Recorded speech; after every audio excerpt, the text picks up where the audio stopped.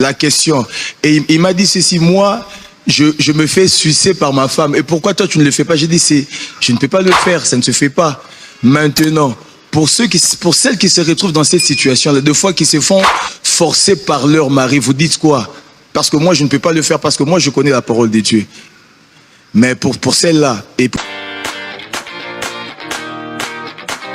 Est-ce que les pratiques sexuelles telles que la sodomie, la fellation et autres ne sont-elles pas mauvaises pour un couple chrétien? C'est quoi réellement une déviation sexuelle?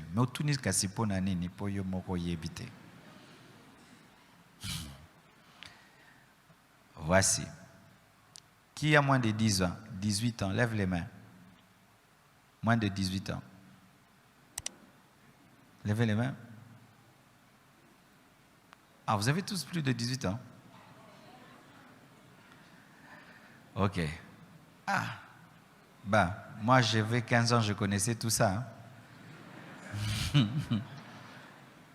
Et je crois qu'en ces temps-là, il n'y avait pas l'Internet, mais on connaissait déjà beaucoup. Donc aujourd'hui, c'est sûr que ces jeunes de 15 ans, ils connaissent plein de choses.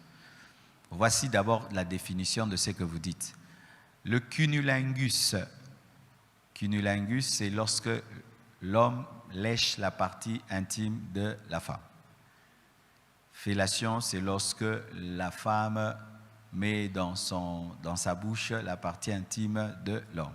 Sodomie, c'est lorsque l'homme, au lieu de connaître la femme par le moyen vaginal, la connaît par le moyen anal. C'est ça la définition de ce qu'on vient de dire.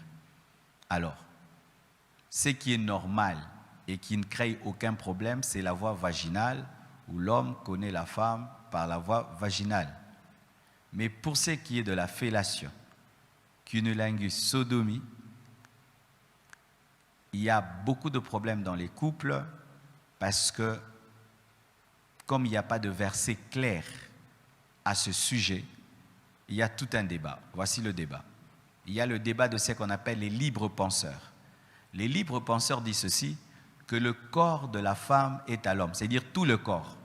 C'est-à-dire si on te donne tous les corps, tous les corps. Et eux, ils disent que l'homme et la femme dans le mariage peuvent tout faire tant qu'ils ne se font pas mal et tant qu'ils ne se donnent pas des microbes. Mais il y a d'autres maintenant qui sont stricts, qui disent qu'il faut seulement la voie vaginale. Voici.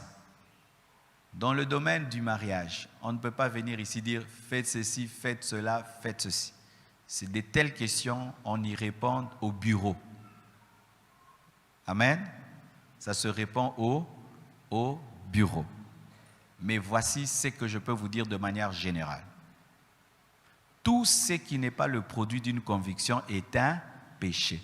C'est-à-dire quand tu fais la fellation, le cunnilingus, la sodomie, après tu demandes pardon, donc ta conscience te reproche, c'est un péché, ne le fais pas. De deux. Tout ce qui détruit le corps, le temple du Saint-Esprit est un péché. Si quand tu fais ça, ta femme, elle tombe malade, elle a des hémorroïdes, ou il y a des maladies dans la bouche chez l'homme, herpès et tout le reste, donc comme ça donne des maladies, donc ça détruit le temple du Saint-Esprit. Aussi. Tout ce qui se fait en imposant à l'autre, l'autre ne veut pas, toi tu veux, c'est de l'égoïsme. Et souvent les chrétiens tombent dans ces choses-là à cause de la pornographie. Quand ils regardent des films pornographiques et ils veulent faire ça à leur femme, ils veulent ça, mais la femme là que tu regardes dans des films pornographiques, certaines prennent des médicaments, d'autres, elle est une prostituée, elle est habituée à faire ça tous les jours, tout le temps. Maintenant, tu vas prendre une jeune fille qui n'a jamais fait ça depuis toute sa vie. Depuis tu as regardé un film, tu veux. Il y a un homme, par exemple, qui voulait faire ça à sa femme. Il a dit, ok, moi si je veux prendre une grosse banane et puis on va voir chez toi, ça te fera quoi? L'homme a fui. Alors, c'est dire ceci. Lorsque homme, toi tu veux faire des choses à ta femme, pose-toi la question, si tu étais une femme, tu aimerais qu'on te fasse ça? Voici le principe. Lorsque la Bible n'écrit pas les choses clairement, comment tu peux connaître la volonté de Dieu? 1. La paix. Quand tu sens qu'il n'y a pas la paix, fais attention. 2. Quand il n'y a pas l'amour, fais attention. 3. Quand il y a la violence et la brutalité, fais attention. Nous entendons, c'est vrai, qu'il y a des femmes qui aiment la brutalité, qu'on leur fasse des choses brutalement. Souvent, ce sont des femmes qui ont des problèmes psychologiques. Ouais, quand l'homme est doux,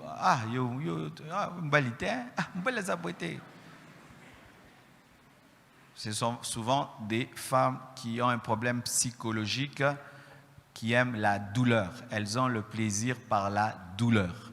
C'est un problème psychologique. Souvent, ce sont des filles qui ont été tapées, insultées dans leur enfance. Alors, même quand elles se marient, elles aiment la douleur.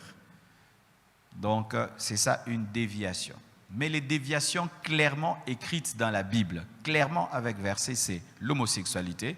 La Bible interdit à un homme de coucher avec un homme, à une femme de coucher avec une femme, c'est écrit clairement. La Bible interdit de coucher avec un animal, ça c'est clairement écrit. La Bible interdit de coucher avec quelqu'un de ta famille, l'inceste, ça c'est interdit. L'inceste interdit, l'adultère interdit. La Bible interdit les relations sexuelles avant le mariage, ça c'est clairement interdit. Mais dans le mariage, ça aussi j'aimerais dire ceci. Il n'y a pas de question même à poser pour les célibataires. Un célibataire, tu n'as même pas à poser la question, est-ce que la sodomie c'est mal, cunnilingus c'est mal. Ça ne te concerne pas d'abord. Amen. Ce n'est pas pour toi. Pour les gens qui sont maintenant mariés, ils sont mariés, maintenant ils trouvent que c'est monotone de faire les choses de la même manière, toujours de la même manière, ils veulent un peu changer. Ce sont eux qui ont droit de poser ces questions-là. Et voici ma réponse. Si vous le faites sans conviction, c'est un péché. Si ça fait mal à l'autre, c'est un péché. Si ça donne des maladies, c'est un péché. Si tu brutalises l'autre, c'est un péché. Si tu n'as pas la paix du Saint-Esprit, c'est un péché. OK? Bon, pour la petite histoire, ma femme vient nous avons un petit bébé qui a 4 mois depuis hier. Il y a un ami, il y a 2 matins, qui m'a rencontré en cours de chemin et qui m'a posé la question, tu fais comment pendant tous ces temps de Walé? Parce que tu as des impulsions, tu as des besoins sexuels, mais tu sais, comment tu fais pour t'en sortir pendant tous ces temps? Il m'a posé la question, ça prendra combien de temps le temps de Walé? J'ai dit, c'est 6 mois. Et toi, tu fais comment? J'ai dit, mais je ne fais rien. Mais tu n'as pas une femme à côté? J'ai dit, non, je ne sais pas faire ces choses-là. La question. Et il m'a dit, c'est 6 mois. Je me fais sucer par ma femme. Et pourquoi toi, tu ne le fais pas? J'ai dit, je ne peux pas le faire, ça ne se fait pas. Maintenant, pour celles qui se retrouvent dans cette situation-là, 2 fois qui se font forcer par leur mari, vous dites quoi? Parce que moi, je ne peux pas le faire, parce que moi, je connais la parole de Dieu. Mais pour celle-là, une femme qui fait le Walé, et le Walé n'est pas compris forcément par tout le monde, ça veut dire seulement que c'est la période. Là, après l'accouchement, la femme doit se remettre, se reconstituer. Il y a donc le saignement pendant un temps, et puis pour certaines femmes qui ont la grâce, il y a peut-être maman ou belle-maman qui vient à la maison, qui s'occupe d'elle, qui la masse avec un peu d'eau chaude. Toute cette période-là, au fait, c'est ce que monsieur a appelé Walé. Donc, et maintenant la question est, l'homme qui est marié à une femme pendant cette période, il ne peut pas coucher avec une femme qui saigne de manière récurrente, et en même temps, la femme, le corps de la femme normalement est en train de se reconstituer. Alors, son ami lui dit comment il doit faire, parce que lui a trouvé une solution, sa femme peut sucer. Et il y a des enfants là-bas dessus, c'est ça le problème. Quand on amène les enfants, c'est comme ça. Alors, on va dire sucer. On ne peut même pas dire le bonbon parce que l'enfant va aller dire à papa à la maison. Le pasteur avait dit, il faut, voilà. Donc, il faut même éviter de dire bonbon ou quoi que ce soit. Bref, vous avez compris. Alors, le monsieur veut savoir, est-ce que c'est ça la solution? Est-ce que c'est ce qu'il peut faire? Est-ce que... Je veux vous dire ceci. Je veux répondre directement à la question parce que la question est, est-ce le suçage bon ou mauvais? C'est ça ou vrai ou faux? Ne fais pas le visage comme ça, je te connais, tu n'es pas sérieuse.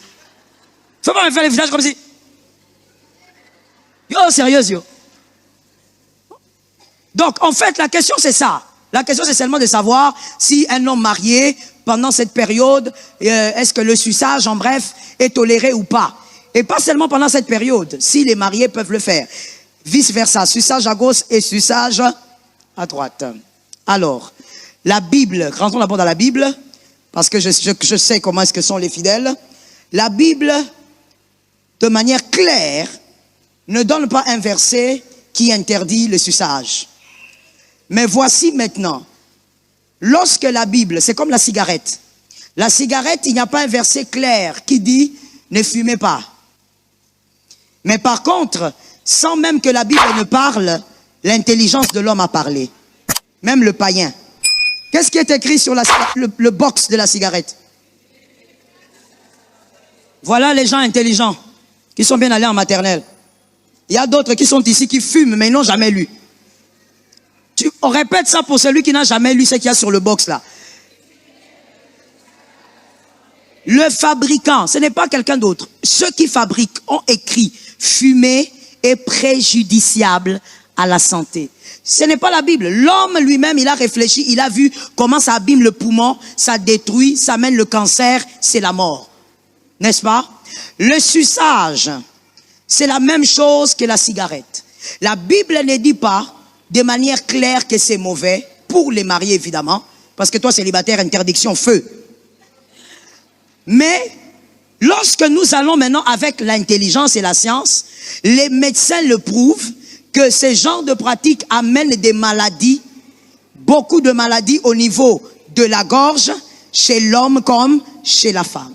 Maintenant, le grand problème, je ne suis pas médecin, je ne suis pas infirmière, mais je vous donne les informations que vous pouvez avoir un peu partout, même vous-même. Le grand problème est que quand on a une maladie qu'on a eue au niveau, dans la partie intime, ce sont des maladies comment? On appelle ça comment? Les MST. On connaît, non? Ah! Quand on a les MST et que on a mis la bouche là-bas, les microbes vont où? Et ici. Maintenant, dites-nous, ceux qui ont bien étudié, parce que ici, il faut bien étudier. Le médicament qu'on vous allez mettre, mademoiselle, dans votre froufrou, pour guérir des infections, ça passe par la bouche, oui ou non?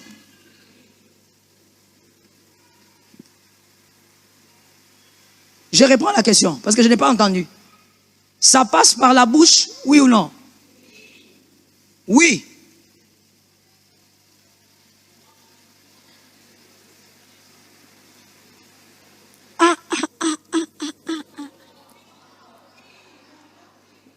Maman, le suppositoire passe par la bouche. Mais on parle de quoi? Quand tu as le malade, tu as une maladie là, dans le front là-bas, tu mets les médicaments à la bouche. Vous n'avez pas bien compris, hein? C'est ça que vous avez dit à votre professeur d'école maternelle. Voyez maintenant le comprimé à mettre dans le frou-frou. Maintenant, comment faire pour qu'il vienne ici? C'est là maintenant que vous allez chercher plusieurs traitements pour vous faire soigner. Je connais une femme qui a eu un problème. Elle a eu quelque chose qui était en train de pendre carrément comme un goitre comme ça à cause de ce genre de maladie. Trop d'infections là-bas et puis ça s'est développé à ce niveau. Le problème c'est que même ce que l'écriture ne dit pas, qu'est-ce que la science dit? Même la science démontre que ça apporte beaucoup de maladies. Toi-même tu sais quel genre. Je parle d'abord même des célibataires qui vivent dans les péchés. Parce que je sais que tu es là. Tu vois le gars là avec qui tu vis dans le péché. Tu as vu comment il est sale? Moi-même, j'ai senti quelque chose. L'arc. Dégoûtant. Il est sale comme ça. Regarde comment il est. Regarde. Maintenant, toi, je parle d'abord de mademoiselle, toi qui vis dans le péché. Tu prends ta bouche comme ça, comme une trompette.